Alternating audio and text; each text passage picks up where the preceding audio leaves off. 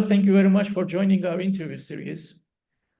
Let me start right away with the first question. You argue that right-wing populism in Austria has deep historical roots. What historical factors have contributed to the enduring appeal of far-right populism in Austria? And how do these differ from populist movements in other European countries?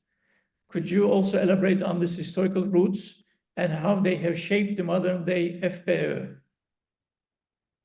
Yeah, that's a very good question. So Austria is very different to other countries in Europe. So a lot of countries have a rise in far-right parties, but what is distinct in Austria is this long tradition.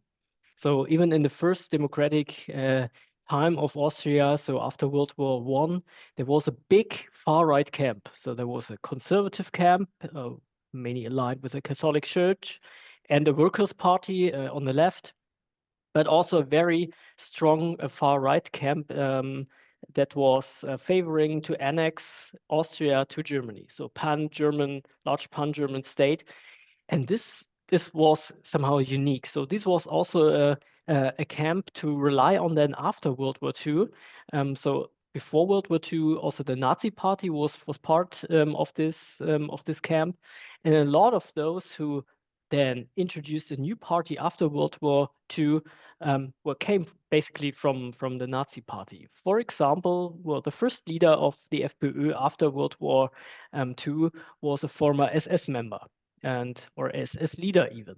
So there are very direct links to the time before World War II, and this is different from other parties like the Rassemblement National or the Lega, which are more modern parties which have no predecessor in the times before. And if you compare voting results before World War II and also afterwards, you see strong connections between. So this is different in Austria. There was always a far-right party in parliament in all elections after World War II. And this is, of course, different to other countries where we see this surge in far-right parties only recently. Right.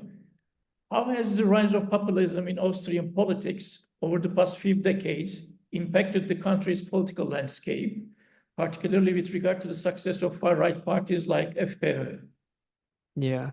So, the FPÖ has successfully dominated the agenda for a couple of years. So it brought the topic of immigration since the 80s. This is the strongest and biggest topic of the FPÖ.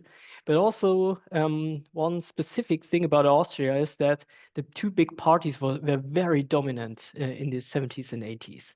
And they really were everywhere. Even sports clubs were either aligned with the Conservative Party or the left-wing Social Democratic Party.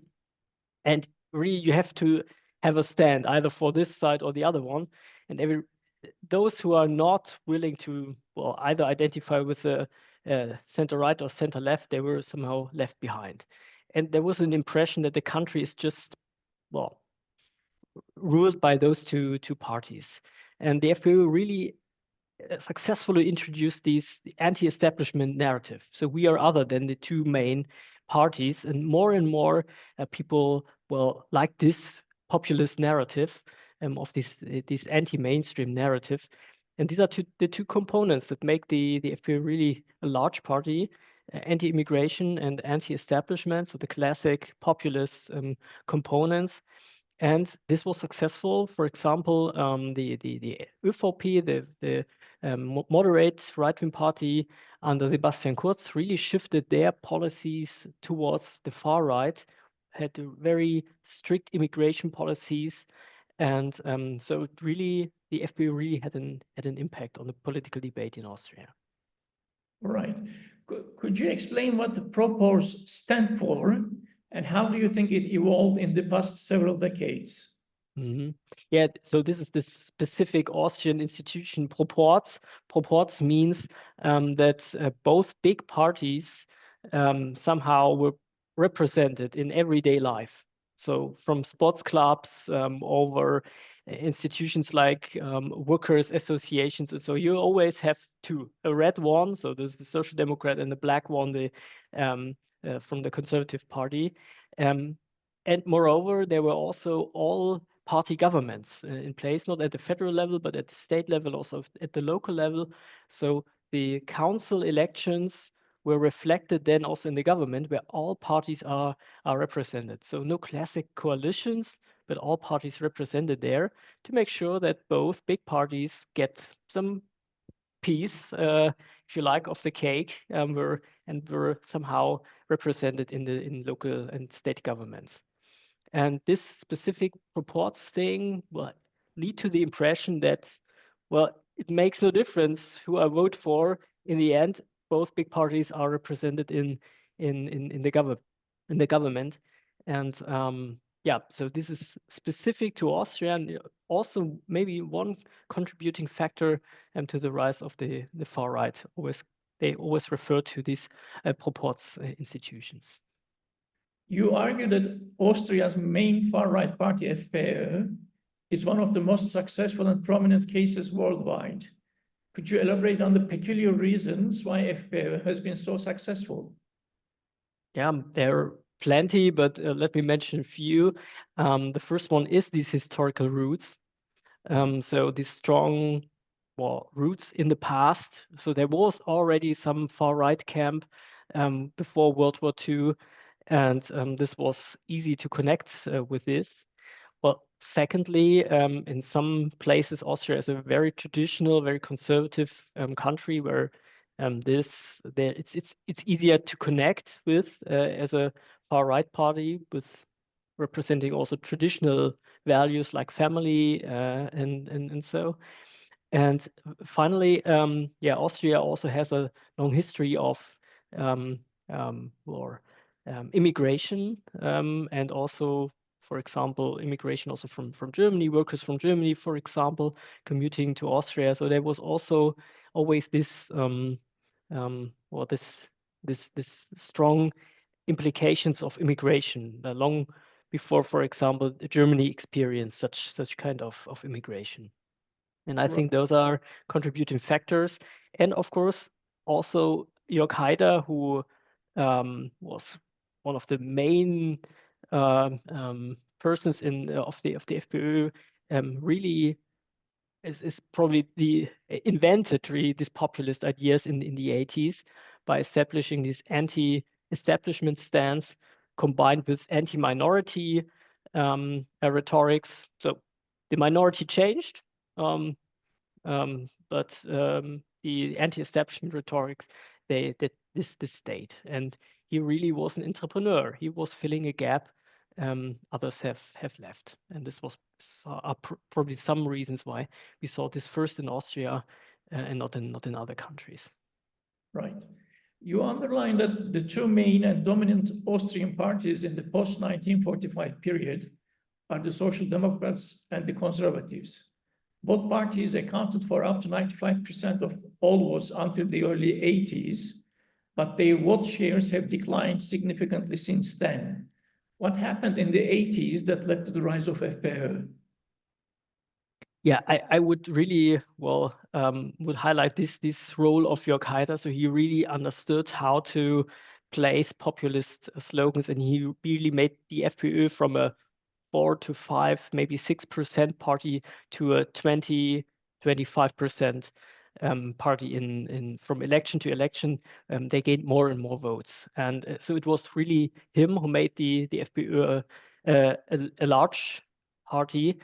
And at this time, the late 70s, 80s, there was already also immigration increasing, at least it exceeded levels that immigration became visible to everybody all over the place, and so it was quite easy to connect to this topic. But in the very beginning, Jörg Haider did not so much mention immigration. In the very beginning, it was really this anti-establishment. So if you don't want to go with one of the two big parties, here's the alternative. We are different. We are not part of the system. And this was very attractive at this time. One should also know that in the periods before, there was hardly any other coalition than a large coalition. So the two very dominant big parties, they also formed coalitions at the federal level. So impression of many people were there's hardly any way to avoid one of those big parties in government. And this was then attractive. But then he also included this anti-immigration rhetoric. Interestingly, in the very beginning, there were also some connections to, or say he somehow refers to the Nazi time. But he soon noticed that this is not something which gives you a majority. It was much more successful to refer to immigration then. In what ways have populist and far-right parties in Austria influenced the mainstream political parties like SPÖ and OVP? How have these influences led to shifts in policy or political discourse? Yeah, indeed it has. So certainly it has. So in particular in the immigration question, so there the Conservative Party was really heavily changing their policies after the success of the FPÖ. So the party leader Sebastian Kurz, former party leader, he adopted those policies, and yeah, so it's quite clear that the FPÖ had an impact in this very point. When it comes to government, so FPÖ was also part of the government a couple of times. We do not see such big impact. Well, there was of course a lot of political impact in terms of scandals, for example, which are still not fully resolved of these areas. But yeah, in terms of policies, once they had been in government, there are not so many big policy changes as of now. But of course, this is the past, and they were always a junior partner. So the question is, what's happening now in Austria? How do you assess the link between the Nazi ideology and FPÖ? How much has FPÖ been influenced by Nazism? Mm-hmm. Yeah, so the FPÖ was founded in the mid-50s, and its predecessor, VDU, so also right-wing movement, they both had very strong personal connections to the Nazi time. So I already mentioned this SS leader who became the later FPÖ party leader. So there were strong ties in the personal context, but also ideology. So at the first time, it was really the party. If you were it was confirmed that you have been a Nazi, you were not eligible to vote in the very first election. But in the second election, you became eligible to vote, and many of them turned to the FPÖ. So there also from the voter side, there were strong connections, and finally from the ideology yeah, so you kind of played around with mentioning or phrasing things like that sound similar to Nazi phrases. Well, close enough to make this connection, but far away that you cannot grab him really. So they are always playing around with this, and still until the very day, there are scandals almost every day where local FPÖ politicians have at least some, well, I don't know, singing old Wehrmacht songs or those kind of connections. So some things that you do not see with other parties. So yeah, I think the FPÖ has now turned into a modern populist party. That means more anti-immigration, anti-Islam, not so much going back to the Nazi time, but from time to time you see still these history of the party. All right. How has the two sieges of Vienna by Ottoman Turks resonated with the Austrian public, and how have collective memories and historical narratives played a role in the ideology of FPÖ? How did FPÖ instrumentalize these historical tools against the Turkish and Muslim population in Austria? Mm-hmm. Yeah, so we have a paper, a co-author and I have a paper on this. So what we see is there were some villages around Vienna that were sieged by by Turkish forces in the 16th and 17th century. And there's really a history in these villages, and there are also street names, Türkenstraße, so Turks Street, reminding to these times. And this was a horrible time. So they were burning down houses, and really bad things happened at this time. And this is stored in local memories. But this was not effective for centuries, as we have shown in our paper. But once the FPÖ started to campaigning against Muslims, then we see that those places that experienced these Turkish invasions some 300 years ago, they had additional or even more votes for the far right than other places that have not been sieged at this time by Turkish forces. So we see that this history somehow matters. So it has not mattered for 300 years, but after one political party started campaigning against Turks, against Muslims, it became effective. So this is something we see with many populists. They try to connect with a glory or not so glory past, and try to make some political gains out of this past, and say, well, we found there was two sieges of Vienna, and one former party leader of FPÖ said, well, we should avoid now a third siege of Vienna, referring to the large share of Turkish population, or at least population with Turkish roots. How has the immigration crisis and other recent socioeconomic challenges contributed to the rise of far-right populism in Austria? And what parallels can be drawn with similar movements in other parts of Europe? Mm-hmm. Yeah, let me mention two studies here. So one study has shown that immigration goes hand in hand in Austria with more votes for the far right. And this is a very robust result. And the second paper has shown the same, especially for the 2015 large inflow of migrants. So the places that were most were along the German-Austrian border, that were most subject to this immigration.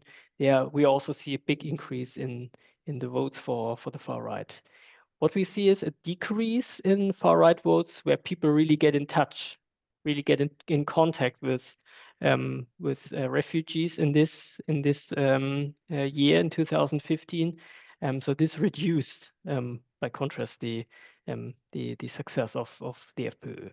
But again, also for other countries, for example, Germany, we have very similar studies showing that more immigration goes hand in hand with a backlash of the natives in terms of more votes for anti-immigration parties. There are some different findings for other countries, so the picture is not super clear, but I would say at least for those two countries, Germany and Austria, the evidence is more towards more immigration goes hand in hand with more votes for the far right. Right. What is the significance of FPÖ's victory in the parliamentary elections that were held last week in terms of far-right parties both in Austria and Europe? Yeah, I think this really depends on what the ultimate outcome of the election is. So, namely, how the next government, Austrian government, will look like.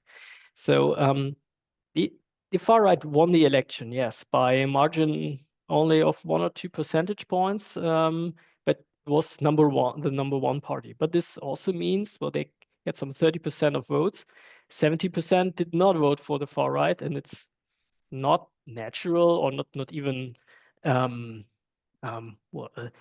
law that the largest party must also be the leader of the next government. But of course, you cannot ignore the results, so the big increase, and also that the FPÖ was number one. So the question is how they really managed to form a coalition.